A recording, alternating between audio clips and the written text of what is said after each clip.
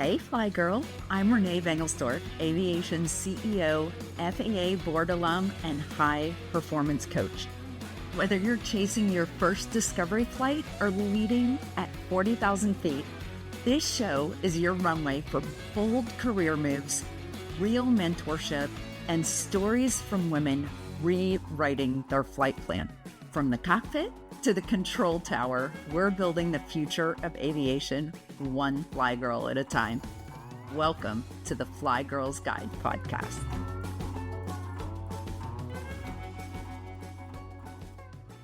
Oh, do I have a treat for you in this episode of the Fly Girls Guide to Aviation Careers. I met her touring the Lockheed Martin production facility here in Fort Worth, Texas over the weekend. Ryan Bass, thank you so much for coming on the show and agreeing to talk to us about your job.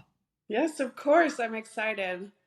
Well, you are a flight line supervisor at Lockheed Martin, and that's a little bit different than being a flight line supervisor somewhere else. Tell us why. Yes, I get to work the production line on the flight line for the F-35. Oh, the invisible jet. The invisible jet. It is basically invisible. Yes, I love it. It's fast and loud.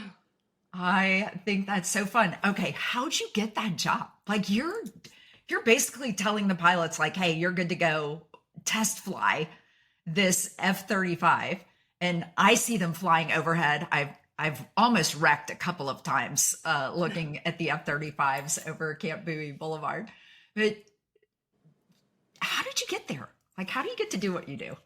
So after I was in the Navy for 4 years and I was an engine mechanic on the F-18s. And when I got out, I just couldn't live without aviation. So I got my A&P license. And during school, I got picked up by a recruiter for Lockheed and they brought me to Fort Worth and I was a mechanic for about 9 years. And then I decided to go into management. I love it. So you were working on F-35s from the beginning when you started at Lockheed? You were working on the power plants for those? Well, yeah, I went to the flight line. So the very first articles, AF1, the A model, the very first Navy jet, the very first Marine jet, and I got to work on every single one of those and basically build them from the plant up and then watch them fly for the very first time. Oh, that's so exciting. So for people who don't know, you explained a little bit about the different models of the F-35. Will you do that here so that people understand the complexity of this aircraft? Sure, we got three models that we build there. The A model is going to the Air Force, so it's a very basic airplane, basic to us. Yeah.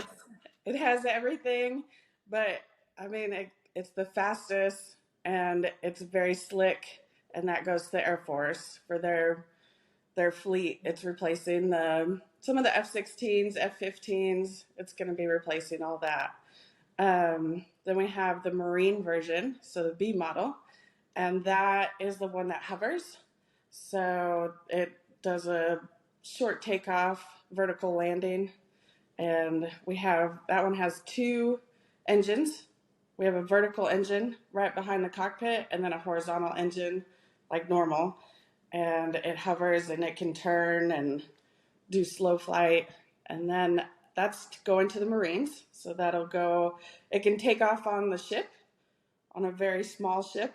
So when they go out to sea, they can also do that. And then we have the C model that's going into the Navy that's supposed to be replacing the F-18s. We'll see how it's going.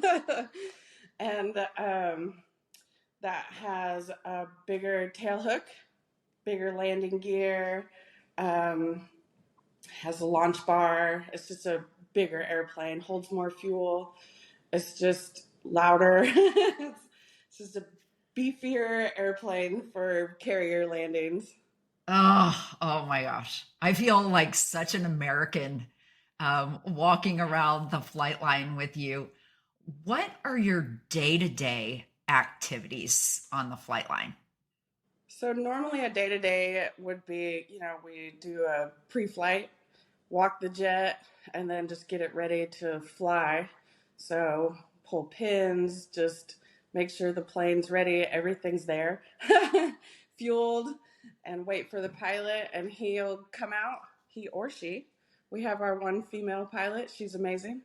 And they'll come out, they'll walk the jet, just like a normal pre flight, get in, start it up, and about 5 to 10 minutes, they can be ready to launch and go out.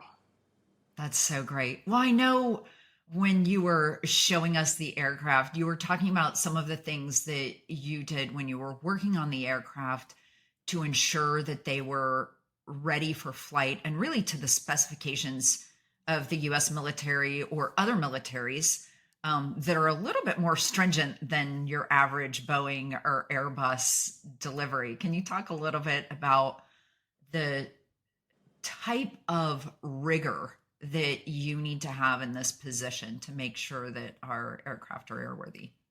Yeah, so we go through a different kind of acceptance for ourselves as in the company, as in like Lockheed, not even the pilots. So when the jet comes out of the plant, it goes to fuel and we flush it and make sure that's got to be 100% clean and ready to go so nothing can clog that fuel system because that is the main importance because there's so many little tubes and everything in that. And then they'll shoot radar and see how the signature goes, and then they'll come to ground ops, which is where I very first started as a supervisor. And which is cool because we get to do all the fun engine runs and it's really loud and we go into full AV. But that's, breaking in the engine to the airframe, which is really weird sounding, but that's so that we know the airframe can handle the vibration of that engine because it's so loud and so high. I mean, we're not even allowed to stand behind the intake, like back by the exhaust when we're doing it because it's so bad. It just shakes your insides. Kind of But like a lion roaring. it is it is amazing. I actually heard it this morning. They were doing an engine run. I could hear it all the way. They're at work. I'm in Alito, and you can hear it. Oh my goodness, you're miles and miles away.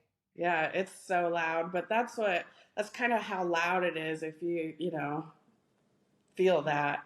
And then we've got to make sure that everything works. Mission systems, as in avionics, and weapon bay doors moving, just flight controls moving. Everything has to work at 100%. There can be no dings, scratches, any kind of slight non movement that we test it before we move on to flight.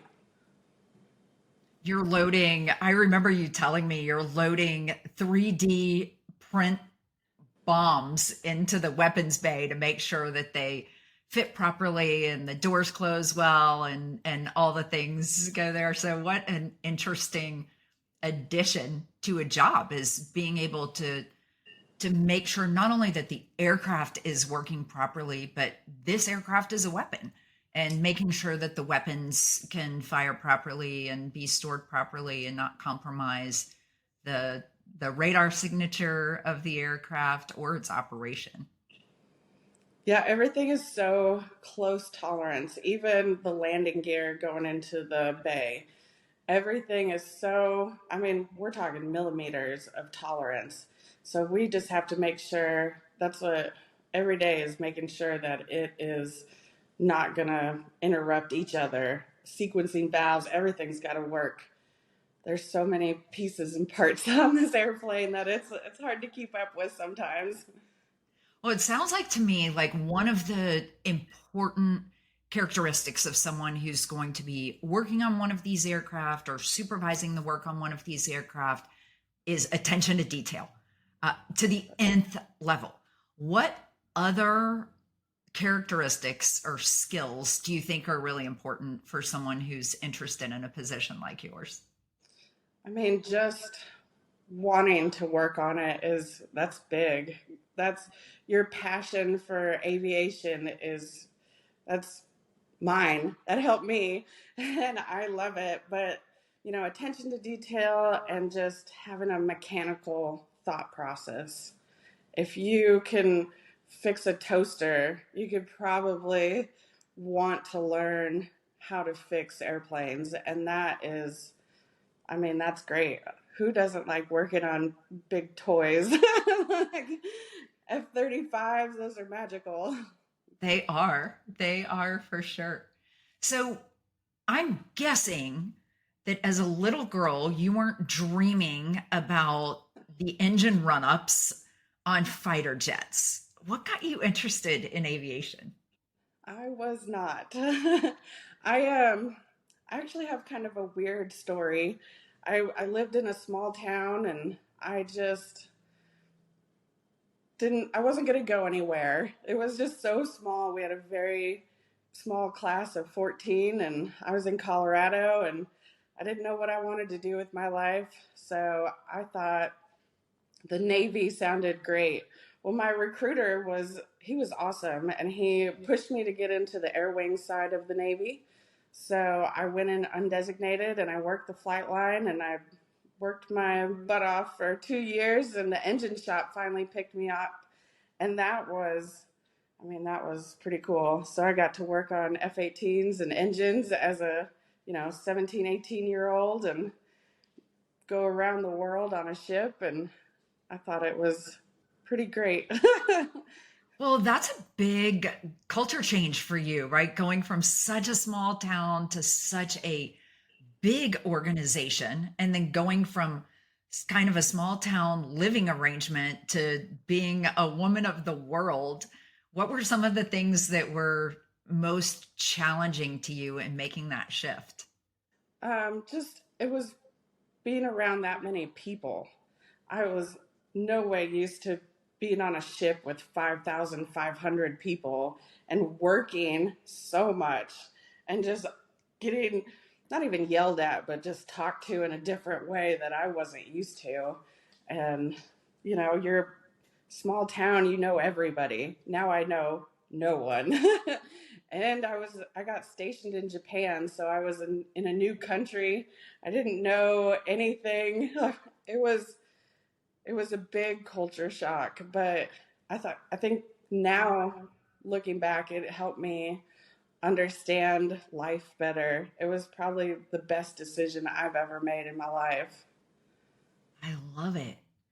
If you're thinking about right now honing your skills and improving, and I know one of the things that you've done is advance through your ratings, getting your private pilot's license. So you got your private and your instrument and your multi-engine and your commercial, and you're continuing to learn and grow. What are some skills that you're also developing on the job that you feel are really advancing your career? So it would be more of a people person, being able to talk to people, being someone that other people want to be around. I've tried to carry that through life, but it's, you know, flying, advancing. Yeah, I have a little leg up because I can work on airplanes. I already know all the pieces, parts. Really, being a pilot was the last thing that I didn't have and that I didn't know how to do. So now I'm a very well rounded aviation person. But being that person that someone wants to go fly with, that you want to sit in a small space with, is really made me understand aviation, people more. So I feel better about, what I'm doing now than way back when I just was a young lady. I love it. Well, I find you very personable, and I find your attention to detail to be incredible. You probably caught my look when you said you have to take off all your jewelry to come on the flight line, and I'm like, Yeah. all my jewelry? You're like, yeah, take off all your jewelry. And then like your FOD check when we were going on the golf cart out there, just like your excellence is really makes you an interesting and fun and enjoyable person to be around. So I see that Thank you. layer to your personality that I think is really admirable. What what skills do you think, if you were advising your 16-year-old self or someone else who's in the military now, what advice would you give to transitioning to an outside job, a civilian job? You're kind of hybrid with the civilian and military at this point, but what skills do you think that people should be developing or looking to explore?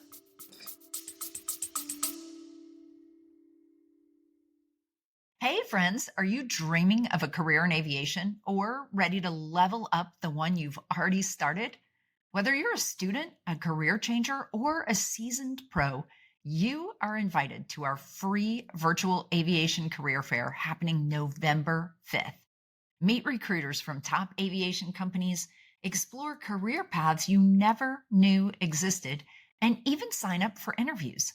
It's completely free, but space is limited. Register now at weareflygirls.com/careers and take off toward your future in aviation. Really, if you want to go into aviation, I would say get the A&P license. Just do it. Go, because you will learn, even if you don't want to go into GA, just go and you'll learn so much about any airplane. If that's what you want to do, I feel like that has helped me in so many different ways. Even working on my car, like there's just little pieces that you will know and your knowledge base will be vast. And that makes me feel like I'm worth everything in the world, right? So, Yeah, it gives you a lot of confidence. yeah, that helps a lot and you'll understand, and that also brings your attention to detail heightened because you there's so many little pieces on an engine that you got to Mhm. pay attention to and make sure they go back to where they came from. It's not like Yeah. putting a shelf up where you're like, oh, what are these pieces? There's an extra screw in that package. It doesn't matter, but Yeah, you're there's a fine. screw underneath your airplane. You should be a little worried. Yeah, so that part, any trade, just go get it. If you want to be an electrician, just go to the school and learn. Trade schools are the best, and they will help you no matter what, like in any part of your life. Yeah, I think those skills are becoming more and more marketable every day. Tell me a little bit about your transition from the Navy into getting an A&P license. What's that like these days? Well, now I didn't go down the easy route. Of course, I had to do the hard way. Now they offer A&P school in the military and it's paid for. And if you're an engine mechanic, you can get your prop signed off by the FAA. You don't have to go to school. You can test out and get that done. If you're an airframer in the military, you can test out and get that done and get signed off by the FAA. You don't have to pay for it. I wish I would have done that. I wish I would have known that. I wish I would have had somebody to mentor me through the process, but I didn't. So I did it the very hard way and I went to school and I did it all. And then I tested out just, 6, 7 months early with the FAA so I could leave and come down here. But that, the military will help you. They help you get your pilot's license. They help you. I mean, they will help you do anything and pay for it. So that is, if you're in the military, do it. Research it. If you want to do it, get it done there before you get out and you have to learn the hard way and pay all the money like I did. Yeah, they're very transferable skills, obviously. We've been hearing that throughout this interview. And in your defense, it may not have been available when you were coming out because that may have been a little bit more recent um, offering That's fair. from I'll the take that. standpoint of the military. Yeah, yeah. Um, What's been the most challenging thing in your career? The most challenging thing would be being a female. I think everything, I have been in a male dominated field my whole career. Navy, I mean, I was the only female in the shop. I ran a line shack that was, 14, 15 men, well, children, but men. And then coming out here, and there was two females on the line, the flight line here at Fort Worth when I first started, and she'd been there for a little bit, and then she left to a different department, so it was just me for a long time. And it's just all I've had to do this whole time is prove myself that I can do the job, that I can do the same maintenance, do the same, 1600 inch-pound torque that the guy next to me can do. So that's been my biggest challenge, and even mentally it's a hard thing to deal with, because you want to show everybody that you can do the same as everybody else can, and you don't want to be treated differently. I mean, there's not a single female in my management group. Hmm. There's not a single one. They're all men. But they've all worked with me now, and they understand that I can do any maintenance task they ask me to do, or supervise any crew of guys. I don't have a female on my crew either. I have 10 guys that I run, but they all respect me because I've worked really hard to get where I'm at. So that through my career, that's been the hardest thing to overcome Yeah, physically. it seems very isolating at times not to have someone who can relate to the same challenges as you.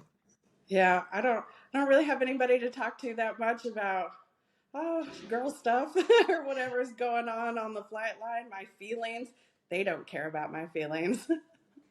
But it's hard to understand that I am by myself, and I just got to deal with it.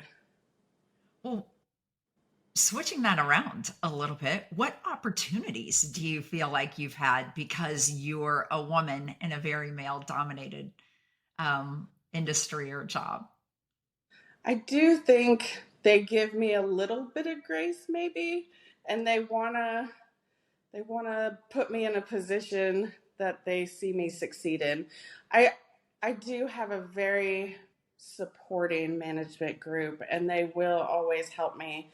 And just like when I started flying or whatnot, they really did help me. But I don't feel like they've um, put me somewhere to just be like, oh, look at our females, here she is. But I feel like they did. I do get a little bit of grace in certain things, and they do help me out a little more than they would a, a man in my position. Maybe they see me like their daughter or whatnot, but it's okay. Get a little extra special props for doing a hard job in a Yeah. in a hard environment. What's been the most fun thing that you've gotten to do? I mean, gosh, it might have been in Japan when you were in the Navy. It might, like, what's been something that you were just like, oh my gosh, that was so much fun? Let's see. I've done a lot of cool things. The Navy, I mean, I did get to travel all over the world and see different countries and just do things that not a lot of people get to do. I got to go to Utah for a mod group for the F-35 as a mechanic. And I went there, and I really enjoyed it because I was working with a different group, different type of people, and we got to break the whole jet down and just kind of maintenance. That's my fun part. I like maintenance so much. But we really just got to do what we enjoy doing, and I spent about a year there just working the jet and changing engines and doing fun things. I got to do a lot of stuff in Utah too, because it's a fun state to go to. It's so close to everything you think in camping. But other than that, like Most of my life has been around maintenance. I don't know any different other than recently this last 2 years of flying, which, I've got to do a lot of fun things about that. But I love it. What's your favorite place to fly? we go to McKinney a lot. So we fly over there, but I think it was last year we do a lot of night flights and we got to fly around Dallas. And I was about 1800 and Oh, wow. we flew right around downtown Dallas at night and I got a bunch of pictures and we went midfield DFW and we had a good time. That was a fun night. We flied Fort Worth. So that's probably my favorite flight I've ever done. That is very cool. If you were going to tell pilots something that they need to know from a maintenance or mechanic standpoint, like what would be your advice to pilots or potential pilots about learning more about the mechanics? Look for the small things. Don't overpass a nut that just looks, if it looks weird, it's wrong. Like pay attention to what is really going on. I know we get used to, pre-flighting our little airplanes and you just kind of whiz through it and you're like, yeah, they're old, it's fine. Just pay attention. Like if it looks wrong, feels wrong, don't take it. Yeah, I will say from experience, that's really good advice. Ryan, thank you so much for being on the podcast. It's been so fun talking to you. I love your passion for mechanics of aircraft, and I feel safer as an American knowing that there are people like you who just love taking care of our military airplanes so well. Thanks for Thank your you. service, and thank you for being on the show. Thank you. I had so much fun. I'm glad you had me on.